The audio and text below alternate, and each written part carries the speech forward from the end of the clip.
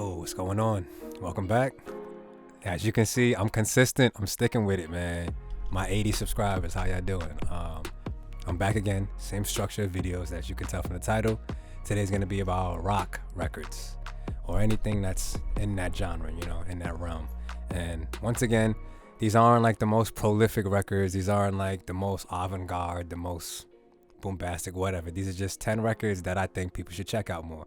And some of these are classics, so some of these you may know. And if you don't know it, then feel free to check it out. And by all means, let's get started. Let's go. First up, let's get this out the way because I touched on it briefly during my vinyl collection video. But Frank Zappa. Like a lot of these records, I'm probably just gonna streamline them. I'm gonna go through them very quickly. But Frank Zappa, I recently got like 2 friends into Frank Zappa, which was pretty interesting because I didn't think they would be interested in his music. But I let them listen to this LP and they loved it. And I played another one and they weren't too fond of it. So I like to think that this is the best gateway record of his. So yeah, this is Hot Rats by Frank Zappa, by the way. If you've never checked that out, check that out. Got a nice little pink vinyl. I think my favorite track on there would be probably Willie the Pimp. Yeah. And next up we got The Strokes, Is This It? Now, if you know this album, you know that this isn't the original cover. This is actually another cover. The original cover was like a bit too scandalous for its time. It was just go see it. It's very tame, it's very chill.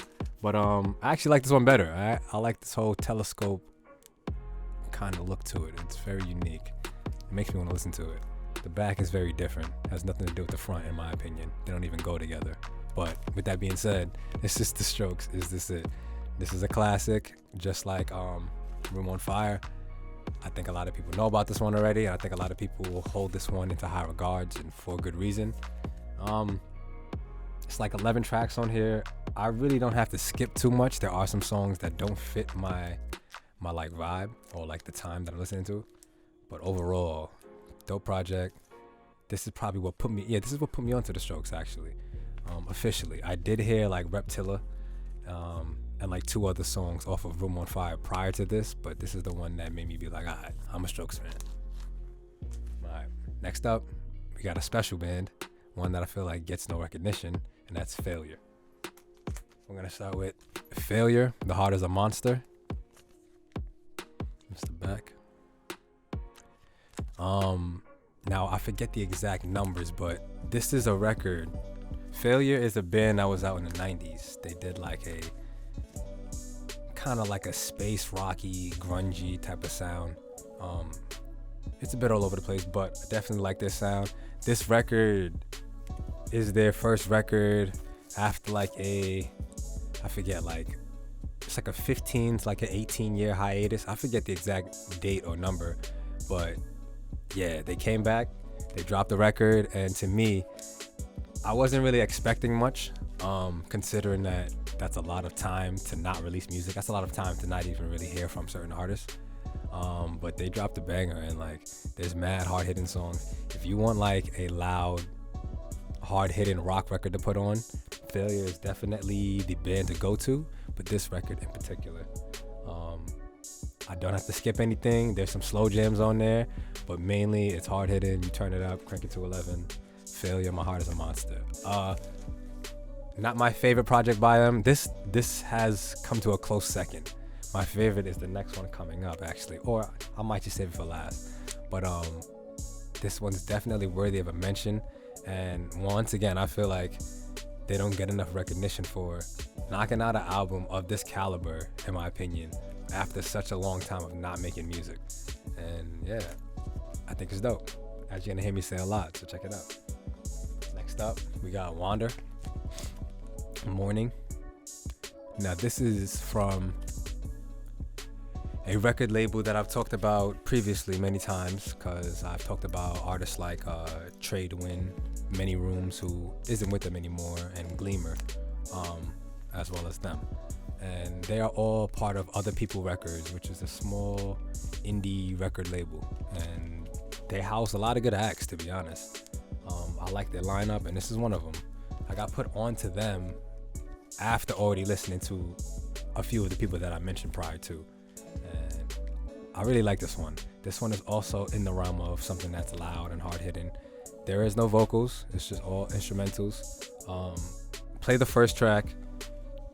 After like 8 seconds, it hits hard, and then you can kind of tell what vibe you're getting into. If you don't like that, then you don't like that. But if you like that, then you're probably in for a treat. There's a long record on here. I forget which one exactly. I think it's the last track. I think it's the title track. I think it's like 10 minutes plus. But that one is also a banger. Definitely reminds me of like Sigur Rós, the way they have a lot of their bridges lined up. And yeah, Wander, Morning. Oh, and this is also on white vinyl. I don't have it here for you to see, but yeah, this is on bright white. You can also get it on clear, if I'm not mistaken. Next up, two albums of the same band, and this is White Lies. If you are sub to me, which most of you are, you're gonna hear me talk about White Lies a lot. And spoiler, I do have a video. I'm doing like album synopsis, and I'm typing one up right now on this album because I feel like it definitely needs more shine. This is White Lies, To Lose My Life. This is their debut project, and if you know anything about me, indie rock records is right up my alley, but debut projects are, if you come out swinging, it says a lot and it goes a long way, and they definitely did just that. There are 2 tracks on here that I'm not too crazy about, but they're not bad tracks by any means, and that's the second and the second to last track. Ironically, the title track is one of those tracks, but other than that, I still don't have to skip. I would say my standouts, but there's a lot. But Farewell to the Fairground, 50 on Your Foreheads, and the intro. Just listen to Death, which is the starter track. If you don't like that, then it's probably not gonna be for you. But I think if you're watching this video, you'll probably like it. They have amazing song structure. Reminds me of Block Party, another one of my favorite bands. And they really carried away with this album. I feel like the more it goes on, the more they impress me. If there's a few that I would really say to check out, this is definitely one of the few, and that is White Lies, To Lose My Life, once again. And in the same realm, probably not to the same degree, because I feel like the last album is just amazing. Not to say that this one isn't, but this one is a bit of a different sound, which may not be for everybody, and I have to acknowledge that. But still fire regardless. The song structures are still fire. The choruses are still fire. I love how like every song ends in an echo, drowned in reverb. It's just perfect. It's perfect to play on streaming or just spinning on records, because this one sounds amazing on record. I'm not sure what the difference is, but Big TV definitely sounds much better on my system than To Lose My Life does. Not that it sounds bad by any means. Just some records just sound much warmer, and tonality is just much brighter in my opinion. And plus, look, come on man, imagine. Come on man, the cover's fire. It's like a mosaic tile of like an astronaut. I want to see if I can get close. You can kind of see the details in there. It's kind of tough, but anyway, White Lies, Big TV, check that out. I would have to say that is, I definitely say that's my second favorite project by them. The rest don't really hold up to the same caliber, same level of reverence. This is a little treat actually. This is Turnover, Peripheral Vision.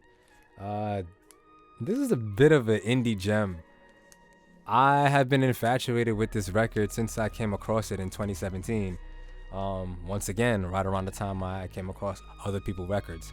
I think that's why that record label is so prolific for me nowadays, because right around that time, I found a lot of new music through finding their music. So this is definitely one of them. Another reoccurring thing. I don't have to skip any song on here. The song that got me into them was the intro track, Cutting My Fingers Off. And I think the second track, New Scream. New Scream is chef's kiss. Like you can't, I love that track. I love the structure. I love the way it blends into like a different sound towards the end and it just fades out. I love the cover, if you can't tell. It's like a broken glass in front of an image of a lady, pretty lady. And comes on a nice little tricolor almost. There's purple in there, if you can see it, purple and then like a little violet and then blue. I do know they have other color variations, but this is my favorite project by the band. They have a few, they have like an album or two that I have not heard by them, but I would say like the amount that I love this album, anything that they come out next, I feel like it's not gonna hold a candle to it, so I've been putting it off, and I probably shouldn't, but yeah, Turnover, Peripheral Vision. Check it out. Next up, I actually like this one a lot. This is Now Now with Threads. Some of you might know Now Now. They went through a name change. They also went through a change of band members at some point as well. But during this era, I feel like this is them at their best. Their new music is much more electronic and pop related, which I feel like doesn't suit them that much, but it's fine. People have to change. But Now Threads is fire. This is the indie monster. Comes on clear vinyl. You can probably get this album for pretty cheap as well. Standout tracks to me would have to be the title track, Threads, and probably the second track, Prehistoric. And actually the intro track, because the intro track is very ambient filled, and if you know my previous video, I definitely fuck with that. So yeah, Now Threads. This is very short. I think it's like 10 tracks or something like that, and one of them is like a minute long, so take your pick. Check them out. If you're gonna check out any album by them, I highly recommend that one. If not, the EP that comes before that one. I believe it's called Neighbors, if I'm not mistaken. Next up is King Crimson, In the Court of the Crimson King. Make sure I get that right. This is a prog rock record that may not be for everybody. Epitaph is the record or the song that got me into this record, as well as the funky. I know a lot of people know this cover because it's so iconic. But yeah, that's what got me into them, and definitely was a nice gateway into prog rock. I should probably do like a video on that, but I don't own enough prog rock records. Maybe I should just talk about one or two. Shout out to Noble Records, by the way. And I feel like this is a great prog rock record. I feel like you can categorize it as some other things as well, but overall, that's what I'm gonna categorize it as. It's pretty short in terms of the number of tracks, but the tracks are kind of long, if that's up your alley. In the Court of the Crimson King, King Crimson. The last two, we got Wolf Alice. You'll hear me talk about Wolf Alice much more this year, and also much more with their upcoming record. And this is Blue Weekend. This is the record that came out last year, 2021. I felt like numerous times when I was talking about my top 5 records of 2021, this one was climbing up in there. There's definitely a few that are not moving, like Isaiah Rashad, The House is Burning. But this is one that I have to mention because I feel like most people just don't listen to rock records like this. And Wolf Alice has been on fire for a few years, in my opinion. I'm a fan of their last project, and I didn't think I was going to like this one even more. But, I definitely do. The standouts on this one for me would have to be Play the Greatest Hits. I played that so much. I think that was like it was in my top 5 of like my most played songs on Spotify. That song is so hard hitting. As soon as you start it, you crank it up, you know what I mean? And that's what this whole video is about. It's just rock records. And a lot of them tend to be loud, and it's definitely up my vibe. So Play the Greatest Hits, and probably the last track, actually, The Beach 2. This is a fire record. I feel like it came in win in terms of like, I follow a lot of music channels and whatnot, and nobody was really talking about this that much. The only person that I really seen was Anthony Fantano, and he gave it a pretty harsh score, I believe, if I'm not mistaken. But fire record, man, check it out. I put a few people on who really don't like rock onto this because of the female vocalist. I guess they were really feeling that vibe. And yeah, if that's up your lane, check it out, man. Dope. They have some dope past projects. I have their debut as well. I don't have the one prior to this album, but I will get that one because that one is definitely worthy as well. And lastly, I hope I'm not forgetting one, but lastly, failure once again. This is Fantastic Planet, and boy, is this a gem. I could talk about this record forever. I'm probably not going to because I'm I'm like 95% sure that I'm gonna do a video on Failure themselves as a band, but I'm gonna do a video on Failure talking about this album, because this is the album that put me onto them. This is the album that I think this is the album that I think that they are at their best. And I just feel like when I discovered this album, that point in time in my life, it's like embedded to this soundtrack, and therefore I feel like I hold it to a high regard, so I am biased. But damn, is this such a interesting album. Like I said, it's on the verge of like a post-grungy, very like space rocky almost. There's numerous things going on there. It's pretty weird on some tracks. I love a lot, but what I will say, if I had to say some standouts, if you want to hear something that's a bit more on the experimentive side, I'd say Blank, which is on side B. If you want to hear something aggressive, I'd say Sergeant Politeness, which is the second track. I love that track, and I love how Sergeant Politeness, if you're going to listen to that one, listen to the following track, which is Segue 1, and because it flows perfectly into it, especially when you have it on record. Man, I can't speak any more about this record than I already am, because I feel like I would just drag on and on. But I will say The Nurse Who Loved Me, that is an example of a record that like I really wasn't feeling at first, but then over the years, I don't know what happened, I've really grown to love it. I love how chaotic it is. It's definitely one that you probably can't put on with like people around you and whatnot, but if you got some space and some time and just blast it, to blast it, then by all means do that. That's the track to do that with, as well as a few others. And yeah, Failure, Fantastic Planet, amazing album. All of these are worth a mention, hence why I'm making the video, but this one very much so. This one means a bit more to me. And with that being said, we have reached our 10. I hope I didn't forget one, because I got everything lined up here. Let me know what y'all want to see. I already knocked out like 3 of these type of videos. I don't know if people are digging them or not. I'm just going to do them just to do them, because why not? I'm trying to do a video like every week and trying to see how long I can take that. Who knows? I definitely procrastinate, as you can see. But yeah, I hope y'all enjoyed, and I got another one coming soon.